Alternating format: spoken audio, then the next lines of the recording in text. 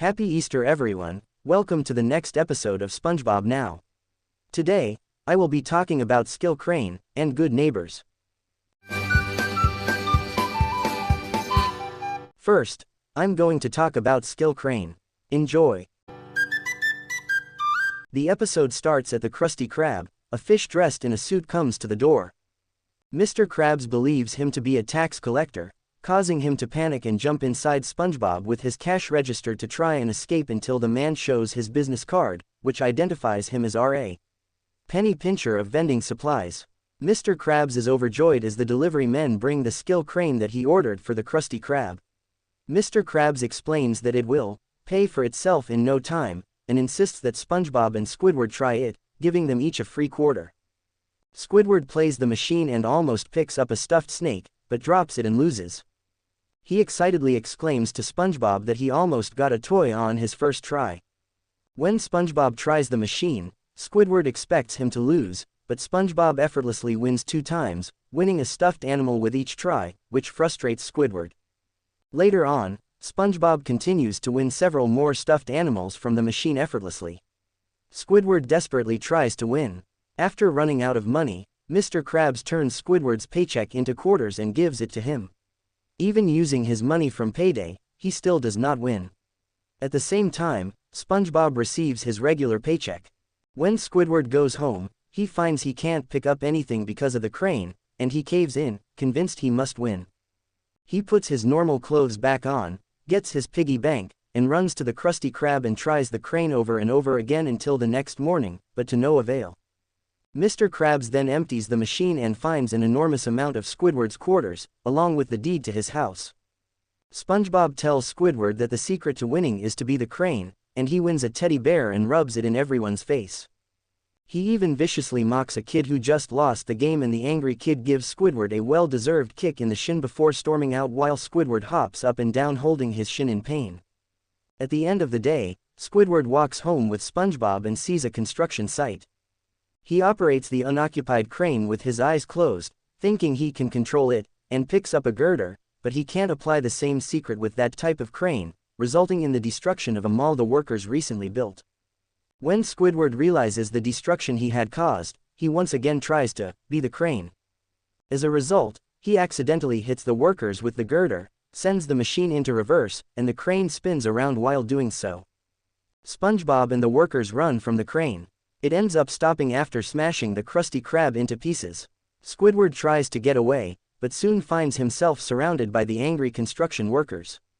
SpongeBob tries to rescue him with the crane, but only picks up Squidward's toy, and he comes to the conclusion that he can only pick up toys as the episode ends with the angry construction workers getting ready to pummel up Squidward.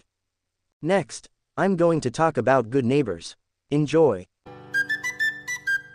The episode starts with SpongeBob, Patrick, and Squidward sleeping, but not for long after SpongeBob's foghorn wakes them all up.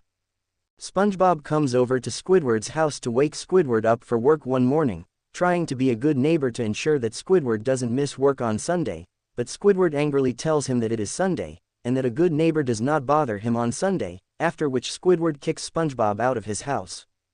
SpongeBob believes that Squidward is grouchy because he has not gotten his Sunday paper, and tries to give it to him. He bumps into Patrick, who is startled by the newspaper monster.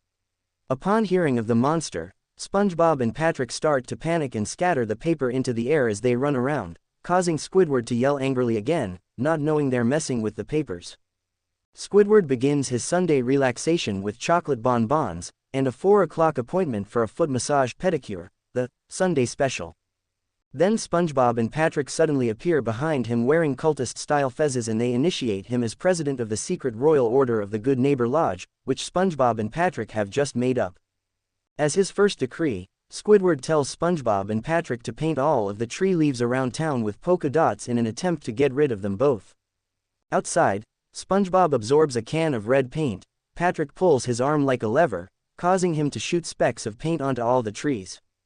At noon, SpongeBob and Patrick return to Squidward to tell him that they are almost done with their task, and SpongeBob accidentally shoots paint on Squidward's face and in his eyes.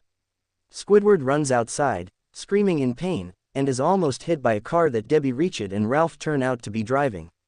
They think Squidward is sick with chickenpox and take him to the hospital, ignoring his protests. SpongeBob and Patrick share one last goodbye with Squidward. Later, SpongeBob and Patrick hold a club meeting and notice that Squidward is gone. They go inside his house to look for him when a foot massager arrives to give Squidward his Sunday special pedicure, and the two are suspicious. When Squidward comes home, he finds SpongeBob and Patrick getting a pedicure to make sure that he really is a certified foot masseur and not some sort of assassin. Squidward furiously pushes them aside and angrily demands the man to massage his feet, but he tells him that his hour is over and leaves.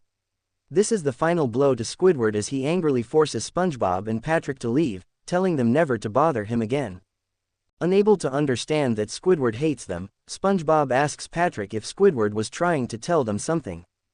Upon hearing this, an enraged Squidward literally smashes his head through the front door as he screams at the top of his lungs at them, making it crystal clear to them that they are the worst neighbors in history as he demands that they stop calling him president before taking their fezzes and furiously stomping and crushing them onto the ground. SpongeBob and Patrick were shocked in horror that the fezzes in their lodge vertically don't exist anymore and also vertically demolished. Upon realizing they weren't good neighbors to Squidward after all and they only ruined everything, SpongeBob and Patrick feel deeply hurt by this and decide to walk away sadly and head for home. Inside his house, Squidward laments to himself that there are only 3 hours of his Sunday left, a Sunday that SpongeBob and Patrick had taken away, as Squidward anguishes over not even being able to read his Sunday paper. Squidward sees his Sunday paper in a messy pile on the floor with a note from SpongeBob presenting it to him. Despite his neighbor's generosity, Squidward becomes enraged again. He kicks the paper and growls like a dog until he sees a new ad in the newspaper for a high-tech security system, the Security System 5000, as it is seen on TV. Squidward does an evil laugh. Squidward receives the security system and installs it into his house. He believes that the security system will stop SpongeBob and Patrick from entering his house to speed his Sundays up, but they suddenly come up behind him with an apology cake which it says, "Sorry for bugging you so much, Squidward," and their fezzes are back on. But Squidward, understandably still angry and upset at them for ruining his Sunday, refuses to accept their apology and thinks they are blatantly lying and that it is a trap, unaware they really mean it, demands the security system to kill them, but the machine says, "No threat detected." Furious, Squidward then punches the machine in frustration, and the machine says, "Threat detected." The machine zaps Squidward, and unfortunately, it startles SpongeBob, causing him to drop the apology cake on top of the machine. It then begins malfunctioning and declares a code red situation, literally kicking Squidward out of the building. The house then grows arms and legs and walks away with SpongeBob and Patrick still inside. Satisfied by this, Squidward, despite only having a half hour of relaxing time left, then realizes that they can now no longer bother him, and as such, he reassures himself that he's going to relax, even if it kills him.